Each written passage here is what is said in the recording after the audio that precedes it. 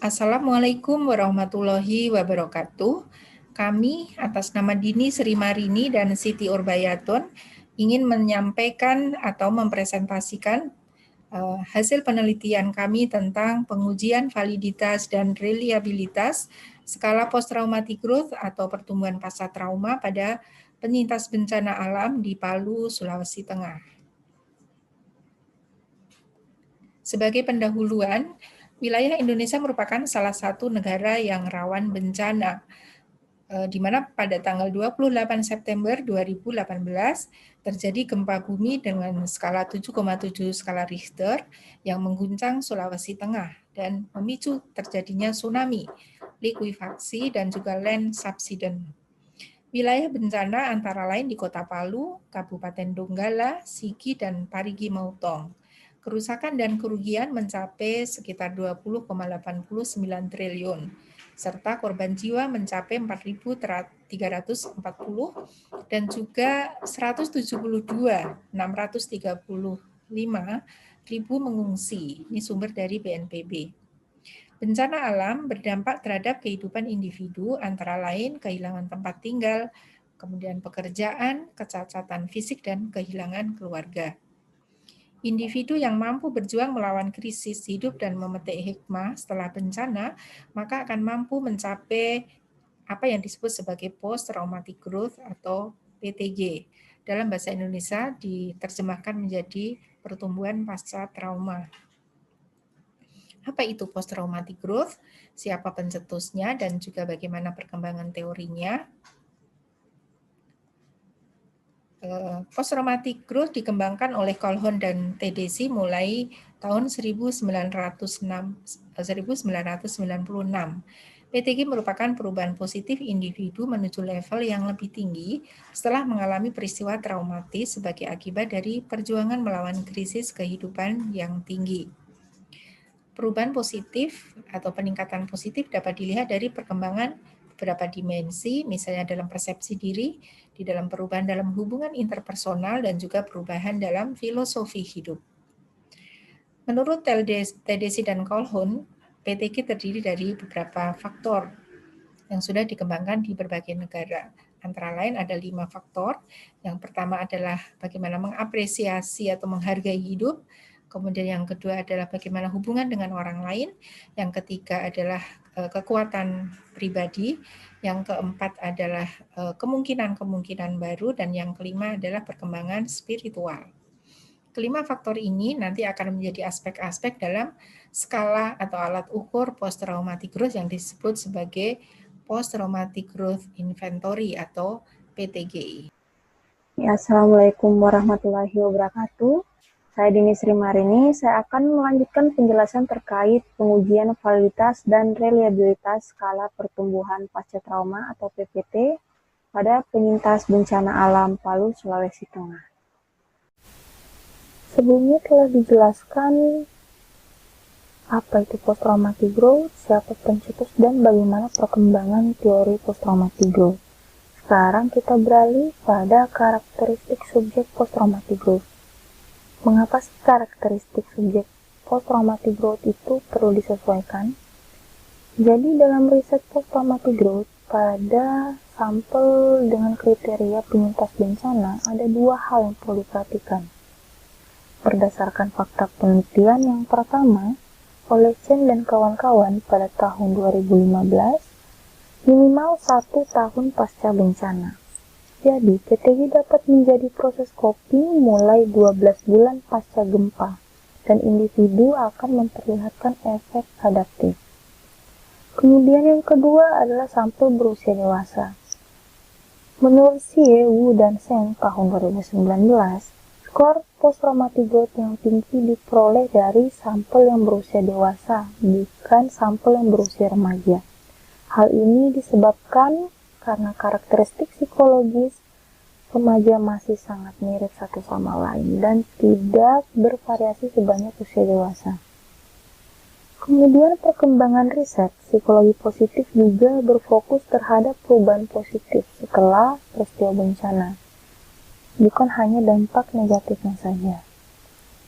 Skala pertumbuhan pasca trauma atau yang kita sebut dengan PPT merupakan skala yang dimodifikasi oleh Urbayatin pada tahun 2012 dari skala Post Traumatic Growth Inventory yang disusun oleh Tedeschi dan Calhoun. Pada skala PTGI terdiri atas 21 item. Setelah melalui modifikasi menjadi 26 item. Skala PPT disusun atas dua bahasa Indonesia dan bahasa Jawa, kemudian disajikan pada 372 penyintas gempa Yogyakarta tahun 2006. Reliabilitas yang diperoleh adalah sebesar 0,831. Pada tahun 2014 kemudian diadaptasi oleh Subandi, Ahmad, Kurniati, dan Febri yang disajikan pada penyintas bencana erupsi Merapi di Cangkringan, Yogyakarta. Perolehan reliabilitasnya adalah sebesar 0,877. Berdasarkan kedua riset ini, dapat disimpulkan bahwa skala PPT memiliki reliabilitas yang baik dan layak digunakan dalam penelitian. Terkait penelitian PTG di Indonesia, penelitian PTG terhadap penyintas bencana alam di Indonesia masih kurang. Penggunaan skalanya masih mayoritas diberikan pada sampel dengan penyakit kronis, kasus perceraian, dan kekerasan. Skala PPT juga sebelumnya hanya disajikan pada sampel yang berdomisili di wilayah Yogyakarta. Oleh karenanya, kami ingin melakukan pengujian terhadap skala PPT dengan memperluas cakupan wilayah untuk kebaharuan, reliabilitas, dan validitasnya. Dan kami sajikan pada penyintas bencana alam Sulawesi Tengah. Skala PPT yang kami sajikan hanya dalam bahasa Indonesia dengan harapan skala ini dapat mengukur PTG pada penyintas bencana secara umum. Terkait metode penelitian, 26 item skala PPT ini memiliki 4 opsi jawaban. Yang pertama, saya sangat sedikit mengalami hal tersebut atau SS. Saya sedikit mengalami hal tersebut atau S. Saya banyak mengalami hal tersebut, B. Saya sangat banyak mengalami hal tersebut, atau SB. Jadi opsi pilihan jawabannya masih sama dengan skala PPT sebelumnya. Dan skor item berada pada rentang 1 sampai dengan 4. Keseluruhan item dalam skala PPT ini bersifat favorable. Kemudian kami melakukan penyesuaian yang pertama pada pernyataan pembuka. Kemudian, seperti yang telah disebutkan tadi, kami hanya menyajikan dalam bahasa Indonesia. Kemudian kata gempa dalam item dihilangkan. Hal ini mengingat bencana di Sulawesi Tengah yang terjadi bukan hanya gempa, melainkan tsunami dan likuifaksi. Sampelnya penyintas bencana alam Sulawesi Tengah.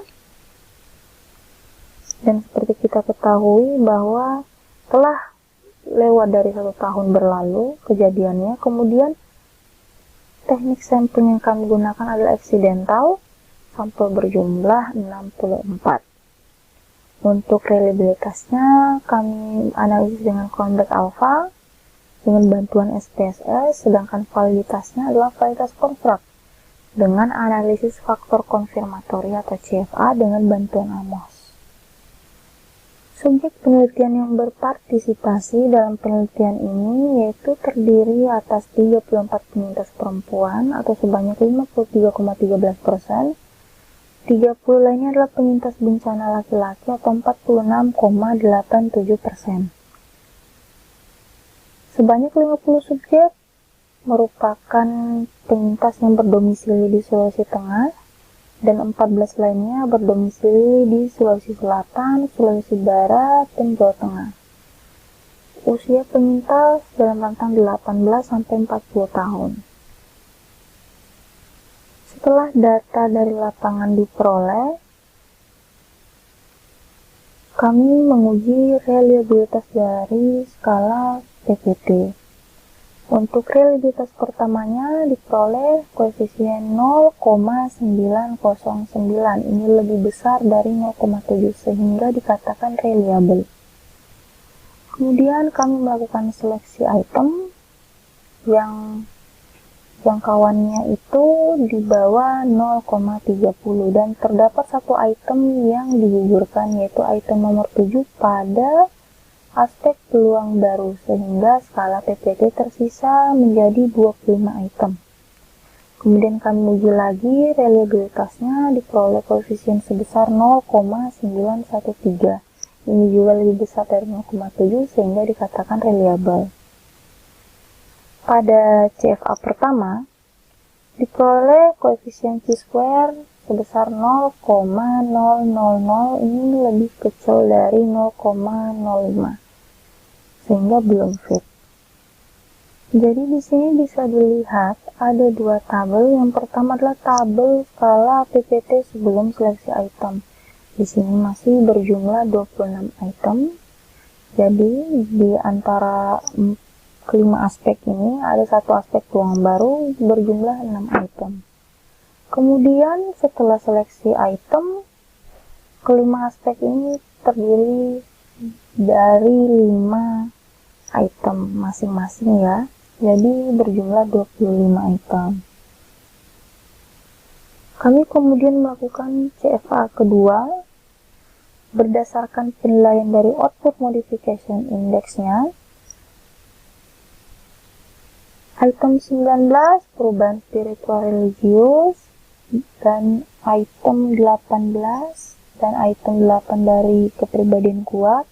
Kemudian item 22 dan item 17 dari peluang baru, serta item 11 dari aspek hubungan dengan orang lain digugurkan, sehingga tersisa 19 item. Jadi di sini ada 6 item yang digugurkan setelah menganalisis output modifikasinya. Di sini bisa dilihat pada aspek hubungan dengan orang lain tersisa 4 item, pada aspek peluang baru tersisa 3 item, pada aspek kepribadian kuat tersisa 3 item, pada aspek perubahan spiritual religius tersisa 4 item, dan penghargaan terhadap hidup tersisa 5 item. Dan totalnya sebanyak 19 item. Untuk mengetahui seberapa fit skala PPT ini, yang ditinjau adalah 5 indeks antara lain chi-square, GFI, AGFI, TLI, dan RMSEA-nya. Untuk chi-square, standarnya itu untuk fit harus lebih besar dari 0,05. Untuk GFI harus sama atau lebih besar dari 0,9. AGFI harus lebih besar atau sama dengan 0,9 juga. Kemudian TLI harus sama dan lebih besar,